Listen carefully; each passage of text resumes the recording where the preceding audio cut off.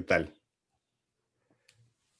¿Cómo están? Bienvenidos a Pequeñas Islas, el dominical de la Encerrona, en el que hacemos entrevistas cada 2 semanas y estamos aquí con la participación de los Patreons que están suscritos en el nivel Pequeñas Islas y más, y con Fernando Tuesta, que no necesita mayor presentación, es ex jefe de la OMPE, experto en materia electoral, y con él vamos a hablar de las elecciones de Estados Unidos, pero también del sistema electoral peruano, que el hecho de que el sistema electoral gringo sea loco no quiere decir que el sistema electoral peruano sea necesariamente mejor, ¿o sí, Fernando?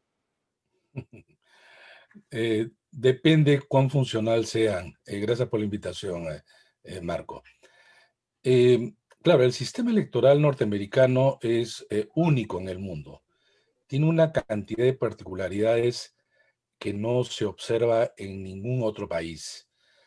En mis clases yo suelo decir que hay más o menos sistemas electorales como países en el mundo, eh, pese a que parecen algunos entre otros, pero el norteamericano es muy, muy particular casi en todo.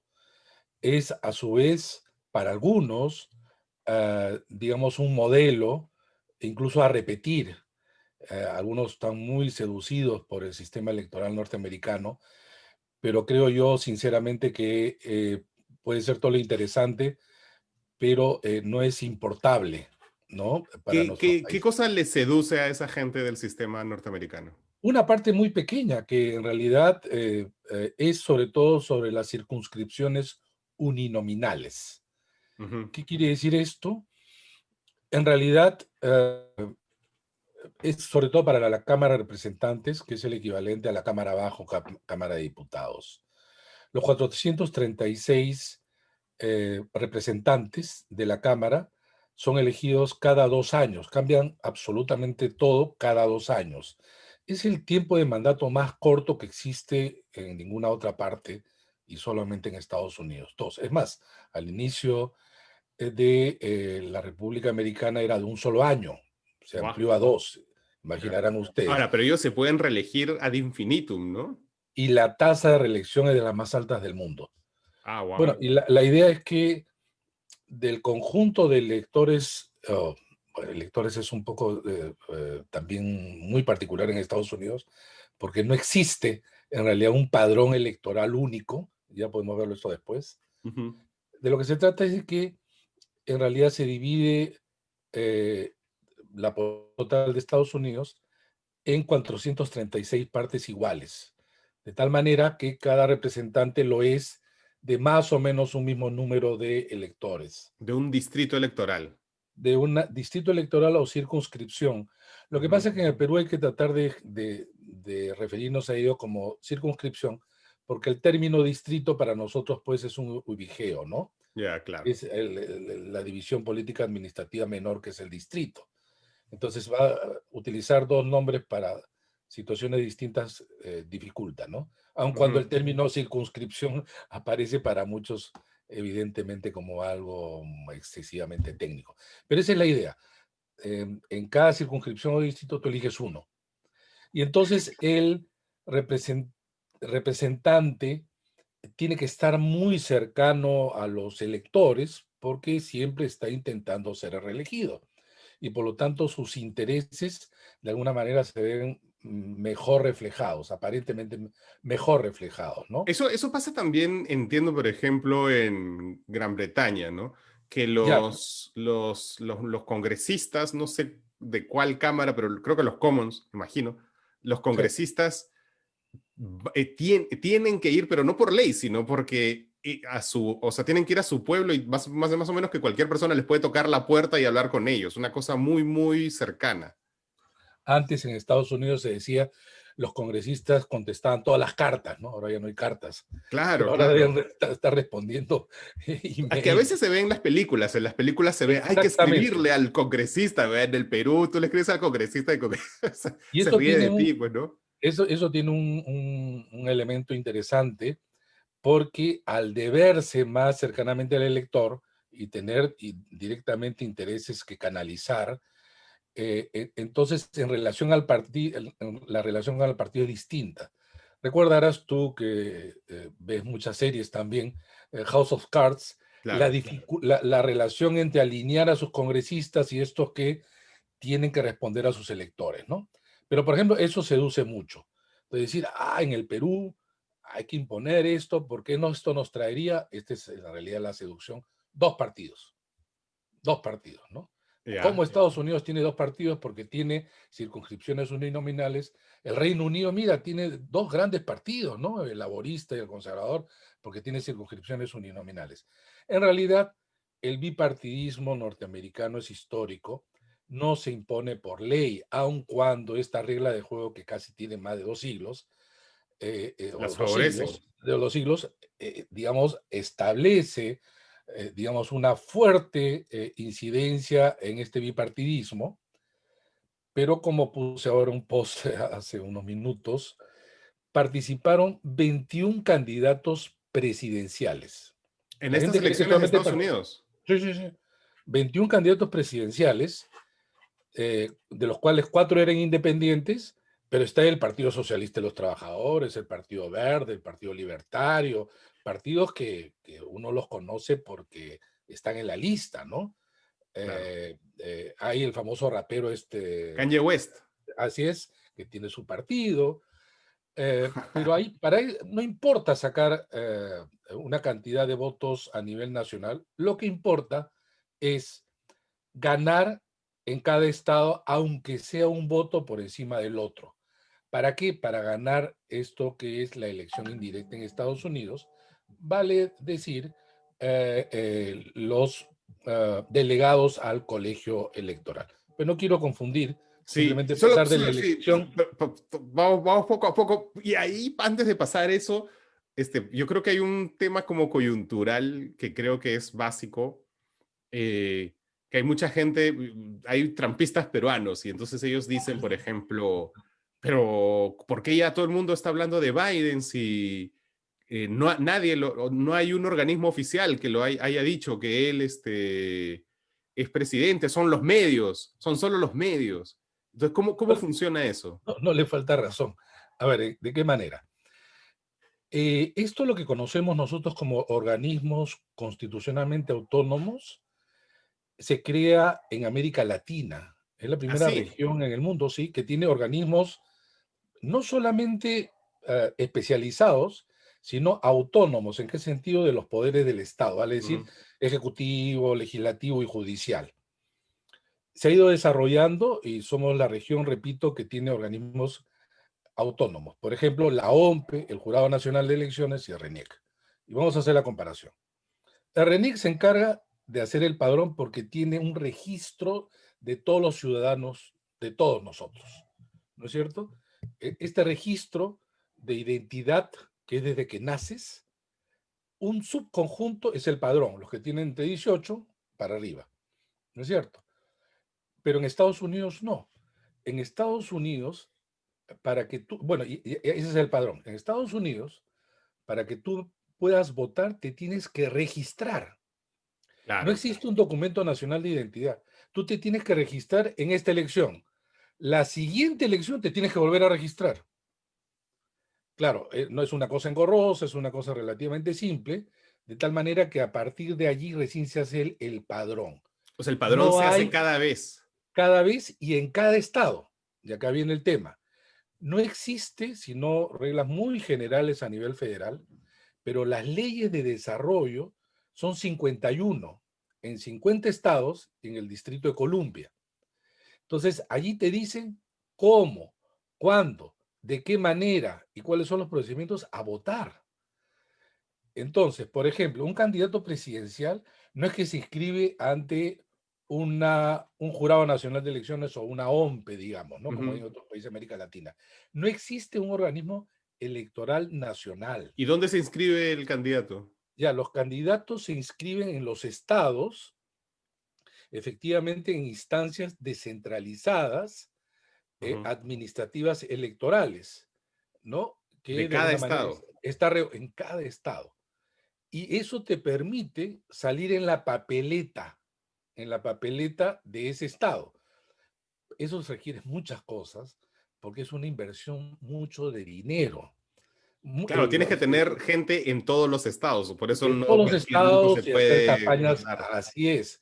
Son en realidad en el fondo 51 elecciones simultáneas. Ah, Es por eso que, así se entiende mejor. claro, son simultáneas el mismo día, etcétera, Ya. pero acá viene el tema. Ah, los dos candidatos que conocemos siempre, el republicano y el demócrata, invierten pues millones de dólares, el resto casi nada. En algunos casos, muchos de estos ni siquiera aparecen en las papeletas, así se le llama a lo que nosotros llamamos cédula, en algunos estados. Entonces lo que saca pues es una cantidad de votos enana, ¿no? Claro. Estos 19 distintos, ¿no? Ujú. El único que llegó a sacar históricamente una cantidad de votos más o menos apreciable era este magnate petrolero Ross Perot en Claro. Texas en el año 92, pero no sacó ni un miembro del colegio electoral y ningún miembro de la Cámara de Representantes, ¿no? Entonces esto se reduce efectivamente a dos, pero nuevamente no quiere decir que solo dos compitan, Ujú. sino que las leyes están hechas de tal manera que entre los dos partidos les conviene además. No haber Ahora, reforma porque a los dos les conviene. al no haber un organismo central, entiendo que la tradición es que los medios anuncien al Claro, ganador, porque los ah, medios van recopilando lo que dice aquí, este organismo de tal estado, de aquí, de allá, y exactamente. en algún momento se lanzan. Y de hecho, puede ser incluso delicado, no recuerdo el caso, seguro tú sí, pero hay casos en los que los medios patinan, lanzan a un ganador y entonces, Muy difícil porque esta es o la sea, patinan en un repetición. estado, por ejemplo, dicen ganó este estado y no ha ganado ese Es que estado. lo que pasa es que la gobernación, ¿no? En cada estado hay un gobernador. Ujú. Incluso hay una suerte de congreso estatal. Claro. Y hay instancias también administrativas electorales y quienes algo así como califican el resultado son los legislativos. Y ahí vamos a ver luego en un momento cómo el Congreso norteamericano va a calificar los votos del colegio electoral. Calificar quiere decir basar la evaluación, ¿no? Evaluar y decir son correctos. Esa es Ujú. la idea. Es un trámite administrativo. No existe, por lo tanto, un organismo federal que organice las elecciones. Cada uno organiza su manera. Es más, la forma de votación pueden ser distintas. Algunos usan manual, otros máquina, le llaman aparatos estos muy antiguos, electorales. Podría haber voto electrónico, pero que no se realiza. Incluso a veces puede haber divisiones hasta por condados. Entonces tú lo que tienes es un armazón electoral impresionante que no ocurre en ninguna parte. Entonces, claro, por ejemplo, el estado, qué sé yo, de California, sale el resultado, no hay ninguna discusión y se dice, se eligieron tantos delegados, nada más. Ujú. Pero el de California no tiene nada que ver con el de Texas y este nada tiene que ver con el de Nebraska. Por Ujú. lo tanto, efectivamente, las cadenas de televisión que organizan toda la información nacional se encargan de hacer todo digamos, observación y seguimiento de los resultados. Y lo único que les interesa es saber si han pasado los 270 delegados del colegio electoral, Ujú. porque lo que se trata es por lo menos sacar la mitad más uno de los miembros del colegio electoral, ¿no? Claro. Pero, claro, y Perdóname, ¿y ahí el viene colegio electoral qué es? O sea, ya es un, ves, ¿qué ya. es? El colegio electoral es parte del diseño que se llaman elecciones indirectas. Son directas cuando yo voto, se cuentan los votos y se elige a fulano o a Como mengano, Perú. como Perú y como casi todas partes del mundo. Ojo, de países presidencialistas. Claro. Porque en Europa, como en España, quien elige al Aquí no, jefe de aquí no es gobierno es así, claro. el Ah. parlamento, ¿no es cierto? Pero en los países presidencialistas es directo. En cambio, acá tú lo que eliges son delegados que van y se reúnen un día en diciembre, un miércoles, el primer miércoles después del primer lunes, para elegir al presidente y al vicepresidente.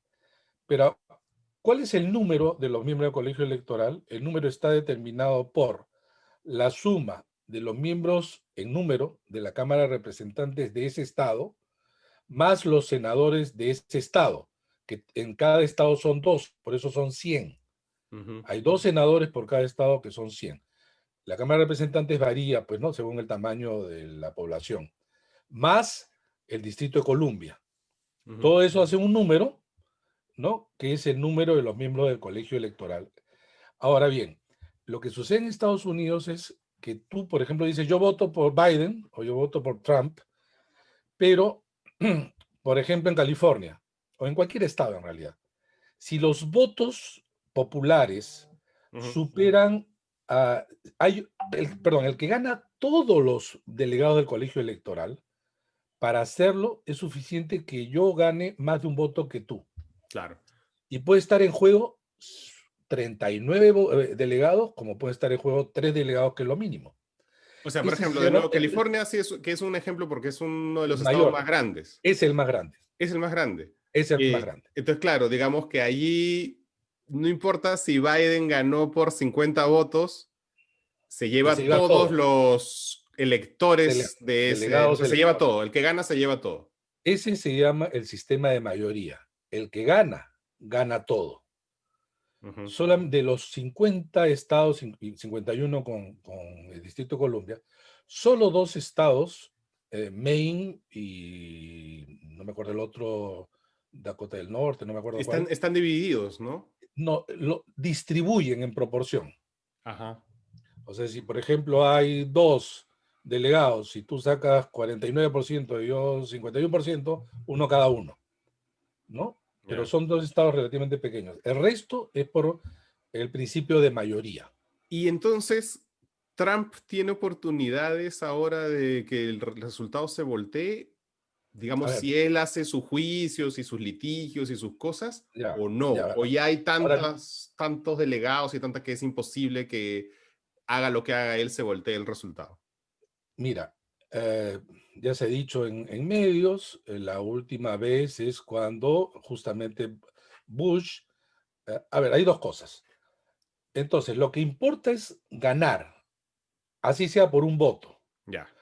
Es como, para entenderlo así, como el fútbol. No importa si tú ganes 1-0 o por una diferencia de un gol, o tú ganes por 13-0, no importa que tú tengas la delantera más goleadora, has ganado todos tus partidos por 9-0, pero lo que importa es cuántos partidos has ganado. Ujú, Acá es cuántos estados has ganado. ujú, Y entonces, la suma de todos los votos a nivel nacional importan solo de manera limitada, porque ya se conoce como Hillary Clinton le ganó en votos y una diferencia de casi 3 millones a Donald Trump, pero Donald Trump ganó en más estados que sumados tenían más delegados al colegio electoral, ujú. ¿no? Ahora, los miembros del colegio electoral, por ejemplo, yo soy del Partido Demócrata y yo coloco a los delegados, que es una lista de personas que supuestamente van a votar por mí, Claro. del Partido Demócrata. Ha habido por ahí alguna película gringa en donde se volteaban, ¿no? Sí, Y sí, había sí. mafias, ¿no? Pero digamos, eso en la realidad ya no sucede, digamos. Los que votaron por delegados del Partido Demócrata que votarían por Biden y los de Trump por Trump, ¿no? Ahora bien, eh, viene la parte de la justicia electoral. O sea, ¿quién resuelve los conflictos electorales? Acá lo resuelve el Jurado Nacional de Elecciones. En Estados Unidos no existe un Jurado Nacional de Elecciones. ¿Quién resuelve las controversias? La justicia ordinaria. Pues La un justicia juez de ordinaria. primera instancia, Un juez, sí. un juez, un juez. Ujú. Y puede ser apelable hasta la Corte Suprema. Ahora, sin embargo, todo esto tiene 2 limitaciones, no es tan fácil, ¿no? Uno, tienes que pagar mucho Ujú. para impugnar, porque claro, está en juego, imagínate, el La poder. campaña de Trump estuvo mandando correos electrónicos pidiendo colaboraciones para estas impugnaciones, Así es, justo. así Colaboraciones es. de plata. Levantar fondos, llaman ellos, ¿no? Ajá. Entonces, tú lo que tienes es que ellos van a impugnar, en algunos estados parece ser, yo no sé si es que ya con esto lo que viene van a desistir, pero también tienes que tener pruebas. O sea, no simplemente no se trata de impugnar. y no puede estar basado pues en creencias en general, pruebas que tienen que ser de alguna manera contundentes, ¿no? Y esto puede llegar a la Corte Suprema. Ahora, para que gane Trump, tendría que impugnar muchos estados porque la diferencia es muy grande. Cuando sucedió que Al Gore con Al Bush. Gore perdió con Bush, era un solo estado, que era Florida. Ajá. Entonces, eh, Al Gore gana a nivel nacional más votos, pero Mm, resulta que era estrecha la diferencia. Quien ganaba Florida ganaba la elección, ¿no? Y ahí gana Bush y él desiste, aun cuando llega hasta altas instancias, en realidad él reconoce la derrota al Gore, ¿no? A diferencia ujú. pues de Trump. Eh, yo no creo sinceramente que esto vaya a prosperar, o sea, porque ya viene pues el establishment, ¿no? Obviamente ya también es fuerte. Además, como te digo, no se está jugando en un solo estado, ¿no? Él tendría que jugarse a muchos estados y que sea, para empezar, admitida su demanda y luego Claro. procedimiento. Y esto tiene que ser relativamente rápido. No, no, no, no, se tiene que llegar a la primera semana de diciembre con el colegio electoral constituido, porque además la primera semana de enero se instala el Congreso Ujú. y recibe los votos del colegio electoral y declara en la presidencia de la República, que el 20, creo, de enero juramenta, como ya sabemos, presidente y vicepresidente. Claro. Y entonces, o sea, digamos que un escenario en el que Trump pone tantos litigios que llega y que llegan todos a la Corte Suprema y que todos los casos se voltean es, pues No, es una improbabilidad bien grande, ¿no? no, y además ya pones en riesgo la estabilidad, o sea, Claro. no, Al margen de la institucionalidad que también es parte de la tradición claro norteamericana, que ¿no? sí, Porque es una claro que cosa que sí. ellos tienen muy, muy presente. Pero al margen de eso, solo matemáticamente, ¿es Es que posible? no, es que no sabemos cuántos van a impugnar, pues, Claro. ¿no? No sabemos cuántos Pero van a impugnar. sería, o sea, pero tendría que ser como un montón de estados. Muchos estados, creo que como 5 estados, Ya no, algo claro. así ya. Y además se van a jugar los miembros de la Corte Suprema ante una decisión de esa naturaleza, donde ya hay la aceptación casi de todos, salvo de los más, pues, salvo de Trump y no sé, pues estos negacionistas, y es muy complicado, ¿no? Claro. ¿En el Perú en algún momento se tuvo colegios electorales así? No solamente en el Perú, en toda América. Así, Sí, sí, claro. En toda América había la elección indirecta, y no solo de presidente, sino del Congreso. así. En todo el siglo XIX, Perú ha votado de manera indirecta. Entonces, ¿qué ocurre? Incluso votaban los iletrados. ¿Ya? Pero ¿cuál era la cosa? Ellos votaban para los delegados al colegio electoral, pero Ujú. los miembros del colegio electoral sí tenían que ser, obviamente, alfabetos. Y Claro. entonces, ellos votaban al presidente, ellos votaban al Congreso. Esto termina con la ley de 1896, con la ley de Piérola, pero hemos tenido colegio electoral. Es más, en América Latina, el último país que lo abandona fue Argentina con la reforma de 1994. Ujú. Fue un acuerdo político que fue Es el súper último país. reciente eso. Sí, sí, sí, sí, sí, sí, sí, fue el último país. Otros ya lo abandonaron hace mucho, mucho, Ujú. mucho tiempo, ¿no? Pero digamos, el colegio electoral, este, en el caso peruano, se elimina con una serie de reformas donde, por ejemplo, también existía antes el voto público. El voto público en la plaza levantando la mano, ¿no? Tipo asamblea universitaria, una cosa así, ¿no? El voto secreto es una suerte de conquista. Así. Claro, es la garantía, pues, claro, porque en voto público venían las presiones, Ya, ¿no? Las claro, claro. venganzas, ¿no? El voto secreto es ¿Y una, desde cuándo hay voto una secreto en el Perú? desde inicio del siglo XX, pero ya de manera muy formalizada de la Constitución del 33.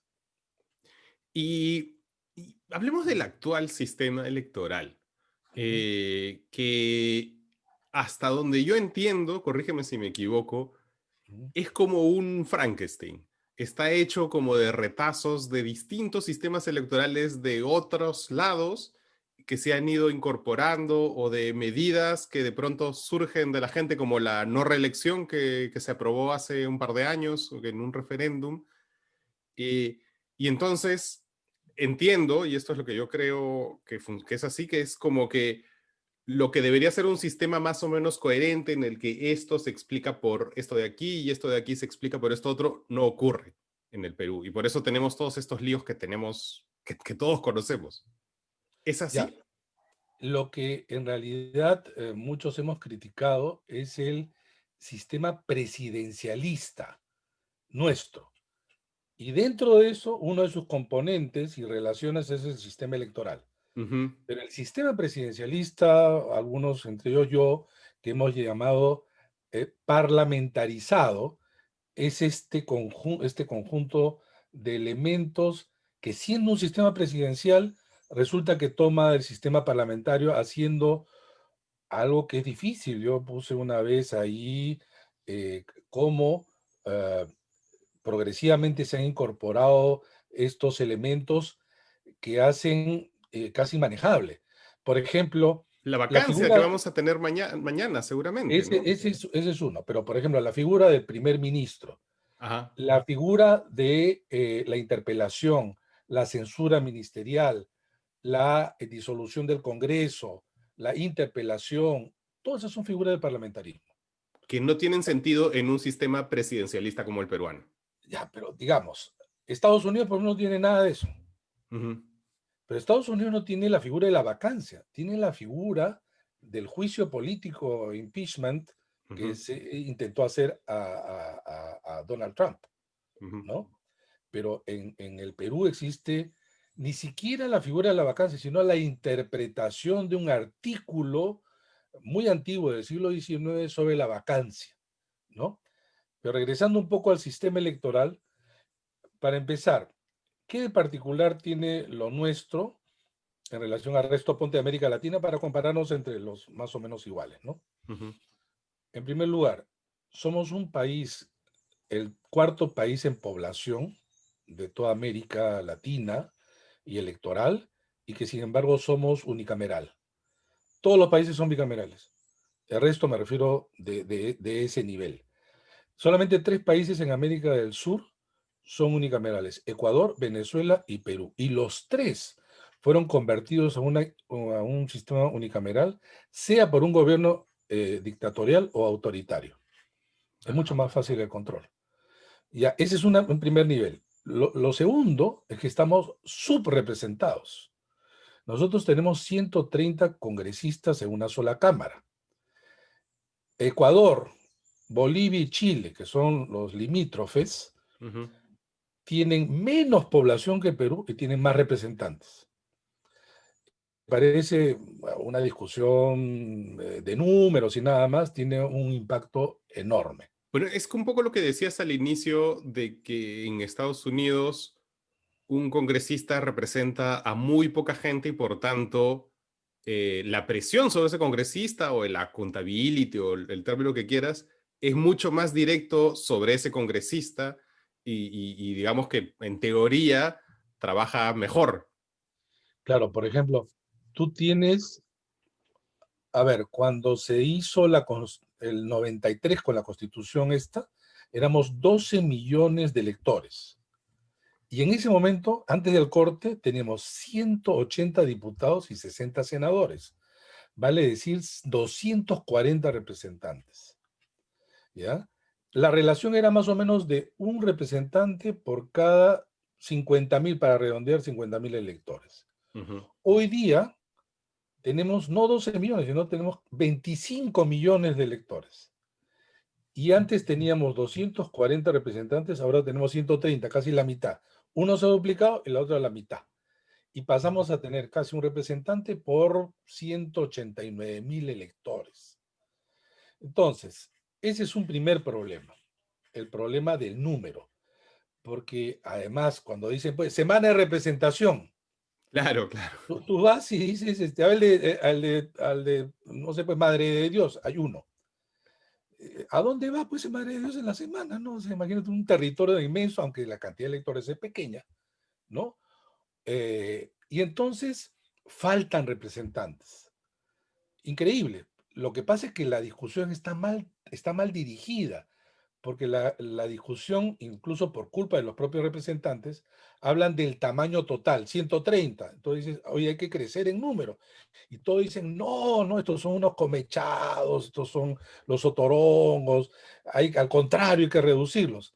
Pero, por ejemplo, si tú le dices a los de Pasco, oye, miren, ustedes tienen dos representantes, pero, por ejemplo, los de Oxapampa, vienen los de Pasco, es un territorio también grande, vienen los de Oxapampa y nunca ha llegado nadie por allá, pues, ¿no? Si tú quieres tener representantes, te van a decir que sí. Claro. Y en cada sitio probablemente que sí, por la cantidad. Entonces, eso tiene que crecer. Y acá hay, como te digo, un primer problema, y el problema fue que Fujimori, con este discurso antipolítico y antipartidario, corta el Congreso a la mitad, una sola cámara, reduce el número y lo pone en la Constitución, le pone un candado, porque cambiar la Constitución ¿Y ahora eso no es estaba en la diferente. Constitución anterior? ¿El número de congresistas estaba en la Sí, Constitución que anterior? fue un error, pero la diferencia es que se partía de una relación más cercana. Había 180 diputados y 60 senadores. Ujú, Esa es la Constitución del 79. ujú, 14 años después, la población había crecido ujú. y luego se hace el corte mal ya. En el peor de los casos, tú ponle un candado, pero cuando la relación representante-representado es más o menos algo manejable. No Claro. cuando lo cortas a la parte, a la mitad o a la Ujú, cuarta parte porque el otro lado duplica y ahí le pones el candado, ¿no? Entonces, este es un primer problema. Un segundo problema es que si tienes una sola cámara, entonces tiene representantes por departamento región, ¿no es cierto? sí, Ya. Lima tiene ¿cuántos? 34. sí, Tenía sí. 36, ahora tiene 34. Ya, 34. Es el mayor número. Cuando muchos, vale decir 8 millones de electores, eligen a muchos, que son 34, la representación se diluye. Cuando yo dirigí el Instituto de Opinión Pública de la Católica, hicimos una pregunta en una encuesta a los limeños y le dijimos, dame 3 nombres de congresistas de Lima. Solo el 17% acertó. De los 36, 3 nombres. ¿En serio? Sí, porque claro, ¿no ves que los limeños son ahí los más fregados? Porque los limeños no dicen, a ver, ante determinado problema voy a ir a mi congresista de Lima. Nunca, Claro, nunca. Y los de Lima nunca dicen, y dicen, el de Ica dice, hablo en nombre de los iqueños, ¿no? Así no se claro. siente representado. Nunca dice, pues nadie, hablo en nombre de los limeños, ¿no? No. Nunca. Por ejemplo, hay un problema. Por ejemplo, recuerdan que estallaron estos tuberías de desagüe en Sí, San Juan del claro. Lurigancho, etcétera. Ahí podían ir los 34 a mirar y se toman la foto, o no hay ninguno. ¿Por qué? Porque como los 36 representan a los 8 millones, repito, cuando muchos representan a muchos, la representación se distancia, el control político, la canalización de intereses, que es exactamente lo contrario al representante de una circunscripción uninominal. Claro. Entonces, por ejemplo, en la reforma nosotros propusimos que Lima debe ser dividida, para empezar, en varias partes, ¿no? Yo proponía 12, de tal manera que tengas más o menos unos 3 congresistas por una parte de Lima. Entonces, ya Claro. sabes que en la circunscripción tal, fulano, mengano y perenzano son mis congresistas. Ya no estar como ahora, libres. Los congresistas de Lima están libres. Claro. Nadie los controla. Tampoco nadie les pide. Y además se sienten senadores. Eso es Se lo que te sienten iba a que decir. representan a la nación. Se sienten Eso que te iba a representan decir. a Un la nación. congresista por Lima usualmente es alguien que Siente, sale y así tiene es. como la función que tendría un senador en otro sistema. Sí, aparecen pues como representantes del conjunto, ¿no? Ajá. ¿No? Entonces, ese es un segundo problema. Ya es en relación a la elección del Parlamento, ¿no? Y el otro problema es la doble vuelta electoral. Ujú, Hasta la década de fin del 70, 80, cuando hay la transición de los gobiernos militares a los gobiernos democráticamente elegidos, se incorpora en América Latina, el primero fue Ecuador, Bolivia, luego Perú, la modalidad y la figura de la doble vuelta o balotage, que es francés. Este es un invento francés del siglo XIX. La segunda Y que, vuelta. sí, y que fue utilizada en varios momentos de la historia, pero de manera recurrente, de la Quinta República del 58 con De Gaulle. Pero, ¿qué ocurre? Hay una importación mala, como solemos hacer las cosas, ¿no? Porque los franceses entienden la segunda vuelta con dos propósitos. El primero, acotar el número de partidos. Evitar el fraccionamiento sería la idea, o limitar. Y lo segundo, claro, dar una mayoría significativa a quien sale elegido presidente. Ojo, el presidente francés no tiene las funciones y prerrogativas de los presidentes latinoamericanos. El presidente, quien tiene la política interna, es el primer ministro, Claro. ¿no? Es diferente, pero en fin, digamos. Pero además hay otra cosa que es muy interesante de los franceses. Los franceses votan en dos vueltas. La diferencia entre la primera vuelta y la segunda es 2 semanas. Es 2 semanas. En el Perú es casi 2 meses después. Es que es Es, un... O sea, está literalmente a pensado de veces esta el país se manera. desangra, o sea, porque tienes ahí un país polarizado casi durante Mira, semanas de semanas de semanas. Es bien la, fuerte la idea eso. de los franceses, haciendo, digamos, el símil con el fútbol, es tiempo suplementario. Claro, Terminan los 90 minutos, estás ya. empate, te secas un poquito de agua, te estiras y sigue el partido. En cambio, nosotros es otra fecha. Te vas a tu casa, descansas, entrenas, cambias de estrategia, puedes cambiar de entrenador, todo, ¿no? Es otro partido. Pero no solamente en el Perú, ¿ah?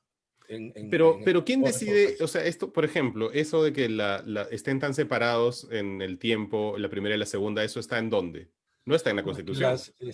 está en la, no, la Constitución solamente está en la primera vuelta, en la Ujú, fecha. ujú. La segunda vuelta, la ley dice que la segunda vuelta lo convoca el Jurado Nacional de Elecciones dentro de los 30 días de entregado el resultado oficial de la primera. Buah. Con- y la nuestra, sobre todo el Jurado Nacional de Elecciones, que a su vez se descentraliza en elecciones, con los jurados electorales especiales que trabajan en época de elecciones, creo que de lunes a viernes de 8 a 5, no entienden que es elecciones, entonces entregan pues tarde, ¿no? O digamos alargando los plazos. Pero acá viene entonces, regresando a lo francés, tienes un domingo, 2 domingos viene la segunda vuelta. Pasa un mes y viene la elección de la Asamblea Nacional. Sería una suerte de Cámara de Diputados o Cámara Baja. Allí se elige por circunscripciones uninominales, pero también en dos vueltas. Ojo, ¿qué tiene el francés un mes después? Ya sabe quién es presidente de la República. Y por lo tanto, lo que tiene es un voto estratégico. Porque, por ejemplo, Macron, cuando gana la elección, le dice a los franceses, denme una mayoría en el Congreso. Ujú. Y los Le Pen le dicen a la oposición. Bueno, un mes después vienen las elecciones y para ganar tú una circunscripción de uno, a diferencia de Estados Unidos, tú tienes que ganar por el 50% más uno Claro. en una circunscripción, para ganar esa circunscripción. Si nadie llega, van todos aquellos candidatos al Congreso, a la Asamblea Nacional, que superen el 12.5%. O sea, pueden ir hasta 8. Ah, sí. Y en la segunda vuelta gana el que tiene más votos nada más. Ujú, Pero ujú. ¿cuándo se da la segunda vuelta? 2 semanas después. O sea, hay ¿Qué segunda vuelta digamos, de Congreso, para el Congreso también.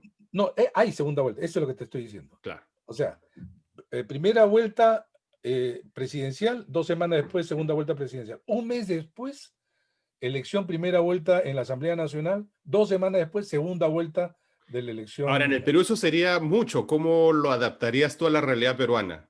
Ese es el tema. Imagínate, los franceses van 4 veces Ah, es mucho. en 2 meses, eso es impensado en Perú.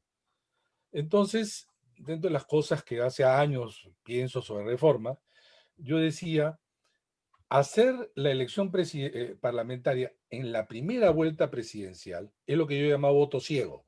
Tú no sabes quién es presidente Y lo que ocurre es la fragmentación, la Ujú. dispersión. En cambio, hay que hacerlo después, pero Perú no aguanta 3 elecciones.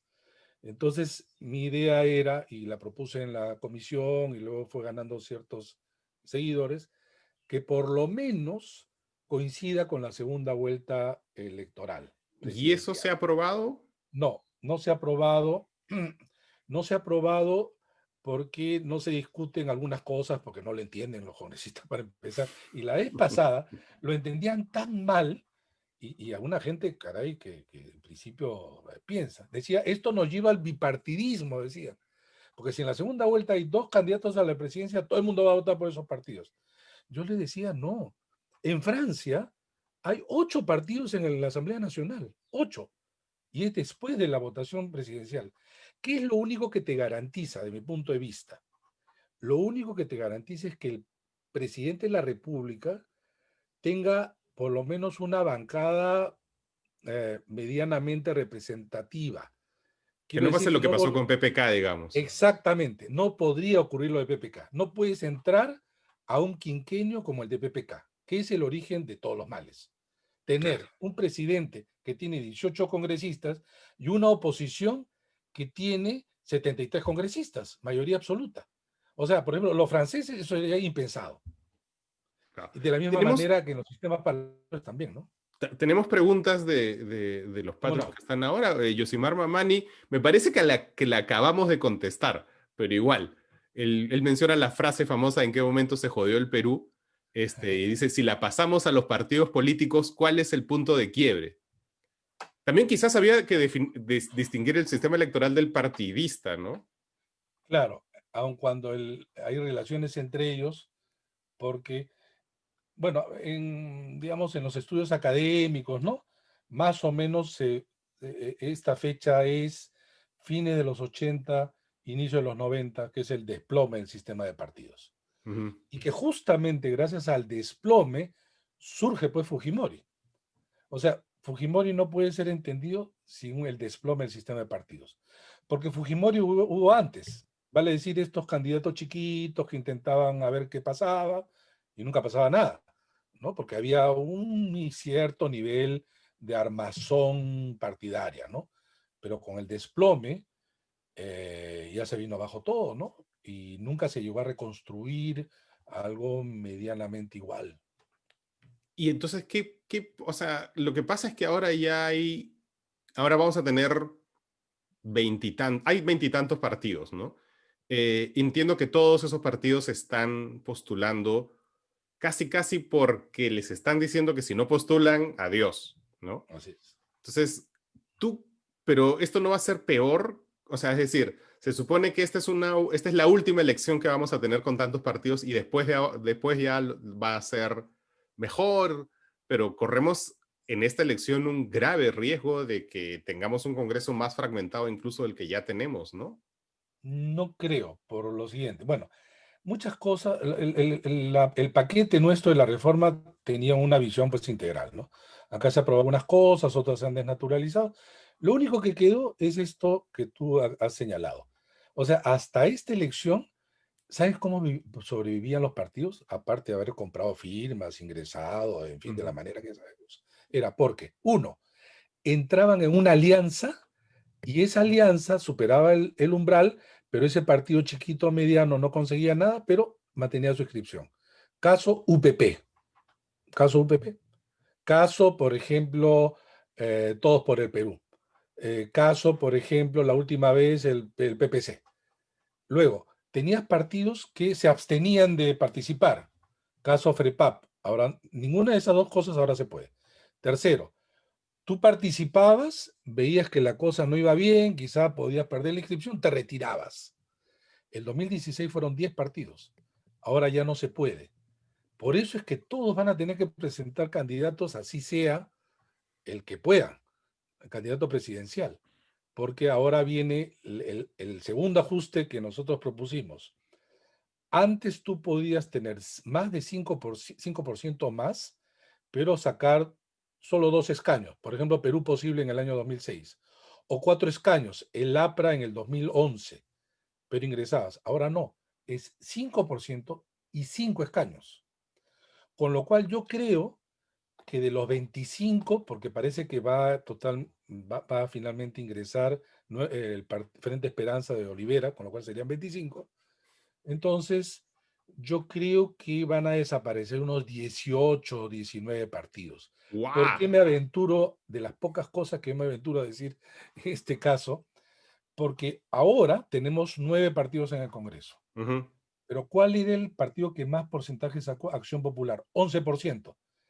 11%, la gente no se acuerda de eso, solo 11%. No es En una nada. elección normal, ahí empieza la cola. O sea que en Claro, claro, realidad claro, Acción claro. Popular, que tanto aplaudes, Acción Popular era cabeza de ratón. Eres cabeza de ratón, pero tenía 11%. Y el menor era Somos Perú, 5%. Entre 11 y 5 hay 9 partidos.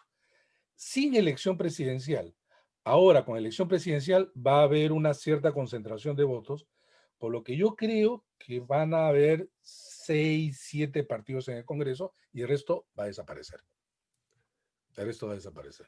Tengo una pregunta, si ya saben que si quieren hacer la pregunta, pónganla en el chat. Tengo una pregunta de Javier Salas, que te felicita por las claras y precisas explicaciones, pero ¿qué opinión te merece el sistema de elecciones ranqueadas, donde votas por una primera opción, también por una segunda y luego por una tercera incluso? Y la idea es que el candidato que genere más consenso ganaría, en vez de lo que tenemos, en donde los candidatos con más votos en contra terminan yendo a la segunda vuelta. Mira, hay muchos sistemas interesantes, pero el tema es que, miren, una de las cosas que más resistencia hay son las reformas políticas y electorales, porque lo hacen los propios congresistas, tienen que votarlas. Ujú, Y ellos prefieren siempre lo malo conocido, que es lo bueno por conocer. claro. Claro, no solamente acá, sino en general. Entonces, un sistema de voto transferible es un sistema que tú podrías decir, en vez de para evitar la segunda vuelta, podrías decir así también: un voto como si fuera un voto preferencial. Voto mi primera preferencia y mi segunda preferencia. El que tiene mayor número de preferencias es el que sale presidente de la República. Pero también podría ser: yo quiero que salga fulano de tal y voto, y el voto en contra. Yo quiero que este nunca salga. ¿Eso El que existe el tiene voto más, en contra en algún lugar del ya no, mundo? antes había comunidades más, pero ya en los países no existe. Pero digamos, como me hacen esa pregunta, Ajá. que además no creo que ni siquiera nadie lo ha propuesto, y ni menos una cosa tan distinta, digo que hay muchos sistemas, ¿no?, de elección, diversos. Los más conocidos son el sistema de mayoría simple, que es quien tiene más votos gana, como en Venezuela, Paraguay, México, por ejemplo, como existía en el Perú. Hay un sistema que es el doble vuelta, que es el que conocemos, y hay un sistema intermedio que es: si es que nadie gana con el 50% más uno, lo elige el Congreso, que es Ah, lo que existía en el Perú también hasta 1963 ah, sí. y en casi la mayoría de países en América Latina. Bolivia, por ejemplo, Bolivia, hasta la llegada de Evo Morales, elegía entre los 3 más votados. Es El más, Congreso. el Congreso votaba entre los, el Congreso votaba entre los 3 candidatos más votados.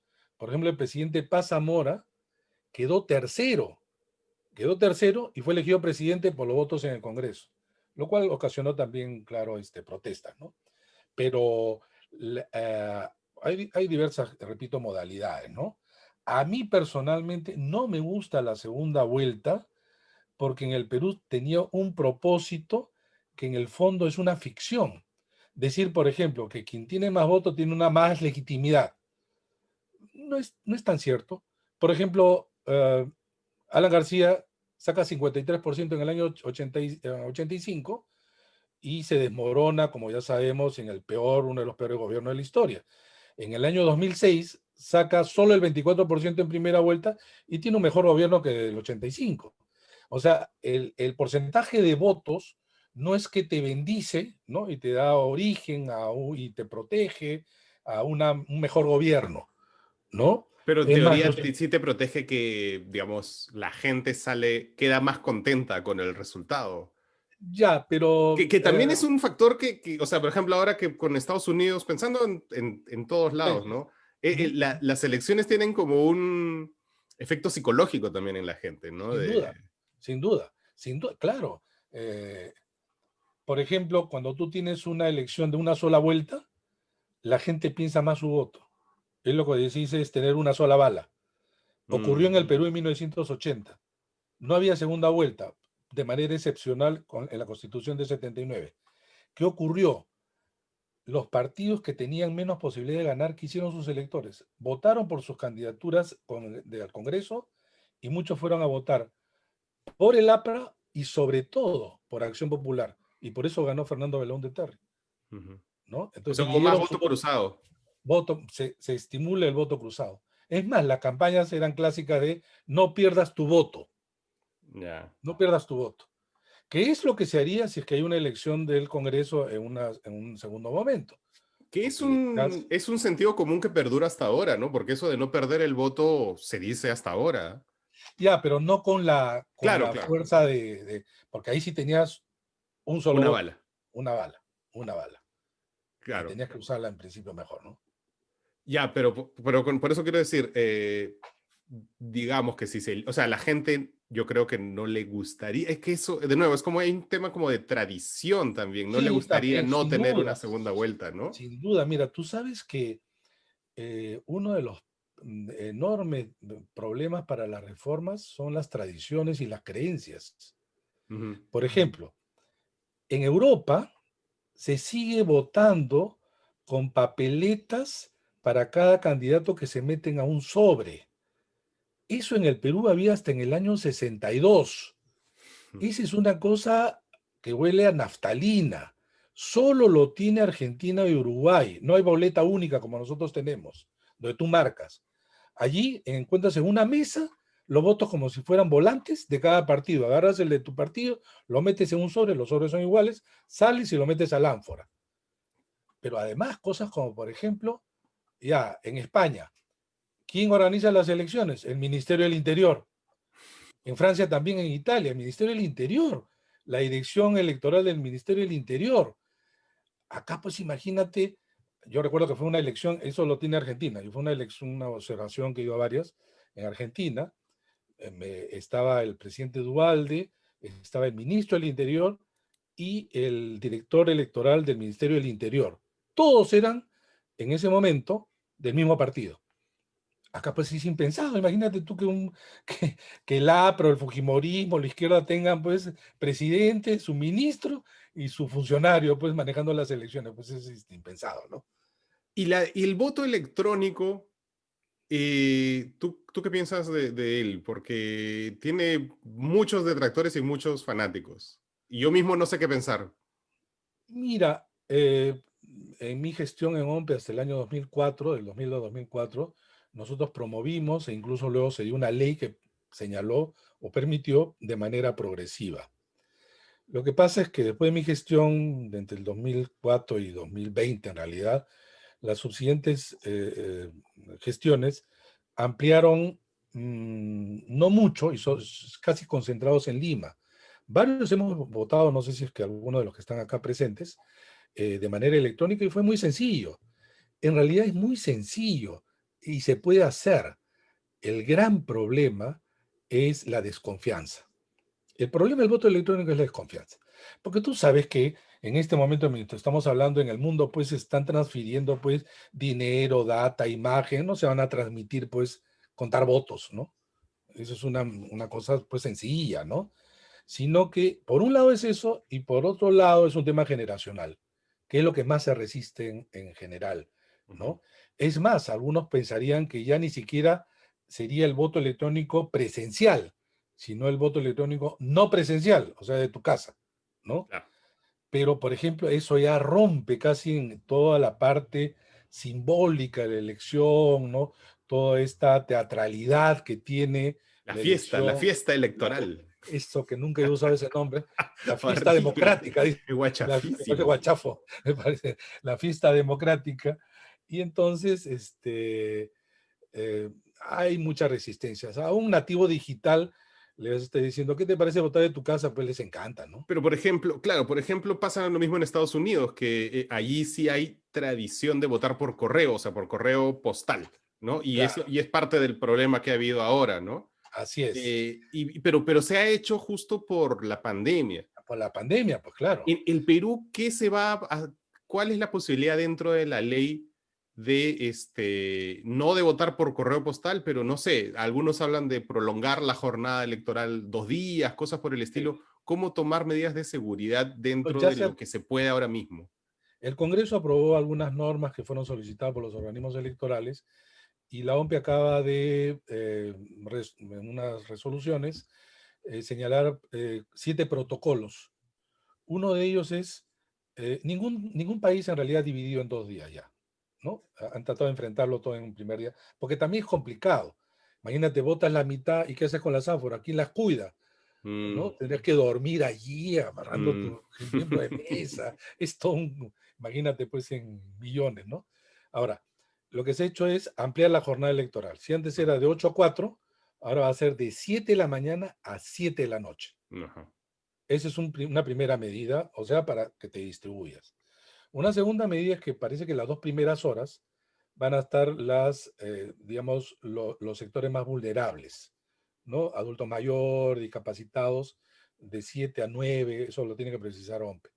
Y el resto del día se va a hacer para que vayas por tramos según cuánto termine tu número de DNI. De repente, el mío termina en 2. De repente me toca pues de 10 a 11 o un tramo de 10 a 12 por ahí. No quiere decir que si es que no votas ahí no vas a poder votar, sino que se trata de distribuir. ¿Por qué? Porque la gente suele votar como una campana.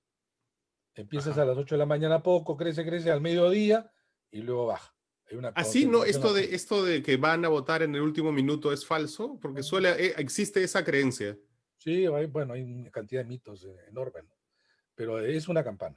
Y te digo porque nosotros en mis épocas hicimos estudios y también lo tiene ahora la OMPE.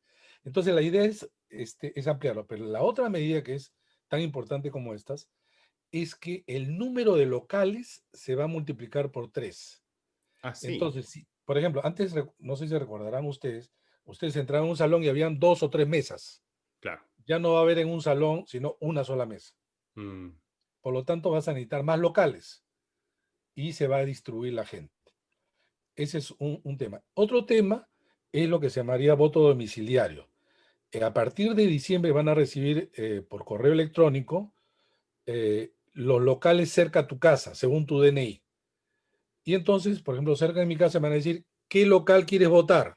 Y yo voy a elegir y elijo el local, qué bueno. ¿no? Eso va a estar bueno. Y luego las típicas sanitarias, ¿no? Vale decir, Ya, ya. distancia, gel, temperatura, entre otras cosas, ¿no? Desinfectar. Bueno, la gente debe llevar su lapicero, ¿no? Para Mm. no estar tocando. Claro, si alguien no lleva, probablemente le den, lo desinfecten, pero la idea es hacerlo así, ¿no? Lo otro que Ahora, es la muy otra cosa, importante. perdona, es que lo que yo pensaba es, y ya estamos cerrando ya con esto, imagino, esta será mi última pregunta seguro. Yo pensaba, pues, con veintitantos partidos, vas a tener veintitantos observadores en las mesas, o sea, va a ser solamente la cantidad de gente de los partidos que están observando en cada mesa va a ser una brutalidad. Sin embargo, pese a que han habido un número también importante, no tantos como ahora, acuerda que la mayoría de los partidos son cascarones. Estamos hablando de más o menos 300.000 mesas. Entonces tú no tienes 300.000 militantes. No tienen ni siquiera para colocar 130. No, entonces eso de que los personeros están en algunos locales de Lima y por allí, ¿no? En algunos habrá uno, dos, en otros tres, cuatro, pero además ellos también se van a cuidar. O sea, tontos no son, ¿no? Eh, Además, esas adhesiones partidarias en que en realidad casi expones tu vida en aras de los principios del partido, eso ya pasó, ¿no? Y con pandemia, peor todavía. claro, va a haber mucha gente que no, No va a haber mucha gente dispuesta. Bueno, y ese es el otro tema que justo he estado tratando de apoyar, es que hay que pagar a los miembros de mesa. Se ha propuesto que se le pague 120 soles a los miembros de mesa. Claro, porque antes tú tenías, una persona iba 7 de la mañana y llegaba a su casa entre 7 y 10 de la noche. Hoy día tiene que llegar a 6 de la mañana y si termina a las 7 de la noche, mínimo hoy será a las 10 de la noche. Es un trabajo. Además tienes que capacitarte. Pero además lo más importante es un incentivo para que se abran las mesas. Porque si no se abre la mesa, como algunos pueden haber sufrido, vienen las aglomeraciones y eso después es riesgoso. Esa es la idea. Se supone que el gobierno lo está incorporando en el presupuesto del 2020 y esperemos que el Congreso lo apruebe. Y por primera vez, en mi gestión sí se pagó porque hubo una ayuda de cooperación internacional, pero en general no se pagaba, ¿no? Y esperemos que el próximo año eso suceda, para que la elección sea mucho más fluida con todas estas medidas, ¿no? Guau. Bueno, muchas gracias a Fernando Tuesta, muchas gracias a todos los Patreons que han estado participando y bueno, muchas gracias a ustedes aquí en Pequeñas Islas. Los vemos en un par de semanas. Chau, Gracias a chau. ti, Marcos. Chao.